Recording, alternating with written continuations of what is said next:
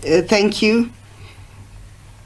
The question is whether we'll make the trade proposals to the U.S. public. We have made the trade proposals our trade proposals to the U.S. public in May already, and the U.S. has given us their proposals, and it's the negotiations are at a sensitive stage. So I allow the teams to negotiate, and then we can then, when there's progress, will outline on the progress. Minister Daumsho, when he returns, will then be able to update on the progress. The challenge is, if you are negotiating and you negotiate in the public platform, it doesn't show bona fides to the negotiation process, and it's not good diplomacy. Good diplomacy requires you to negotiate in good faith, and even the difficult ones will come out and say what is difficult if we are not reaching agreement. Are we reaching agreement? We are negotiating. If we reach agreement, we'll indicate. If we are not reaching agreement, we'll indicate. But I must indicate that the spirit of negotiations between the two parties it's a good one. That's why we are able to exchange proposals and counter proposals to show that we've got a good rapport with each other, as we've always indicated. And there was a question of whether Mr. Jonas will be part of the President's delegation. The President is going to the UN General Assembly.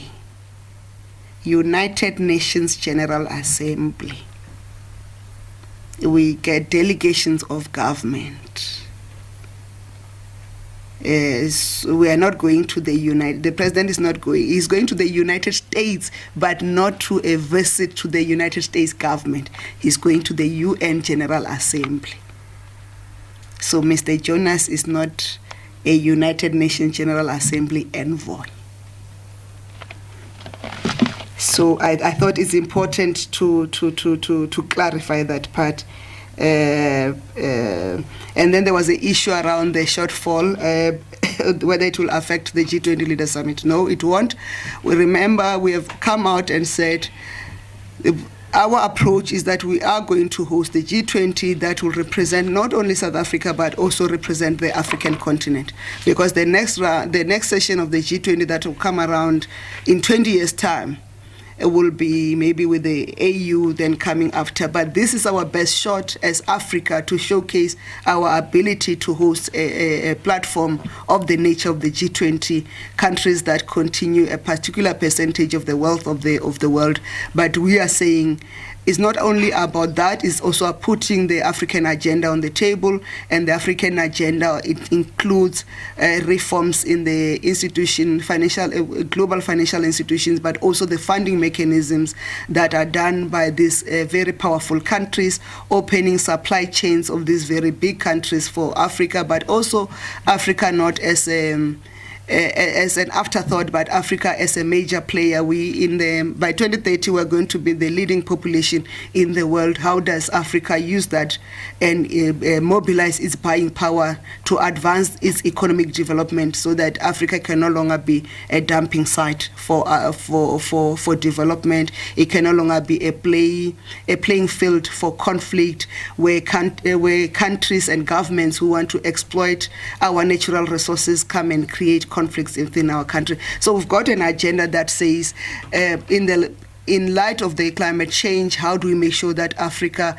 is not negatively affected by the effects of what the developed world have done and impose the consequences on us who have not contributed to polluting the world? How do we hold the developing world accountable, and how do they mitigate the consequences of their actions that are unfairly affecting Africa and the other developing countries? So that's the agenda we are hosting, and we'll do justice to it.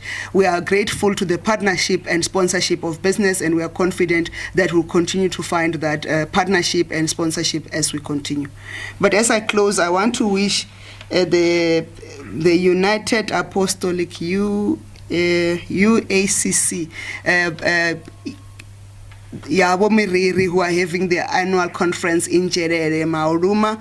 We wish them well for this weekend's congregation, and is I think the third largest church in Southern Africa, and we are wishing them well in their conference. And as the congregants drive there, may they drive safely and keep safe, and may their prayer sessions reach the heavens. Thank you.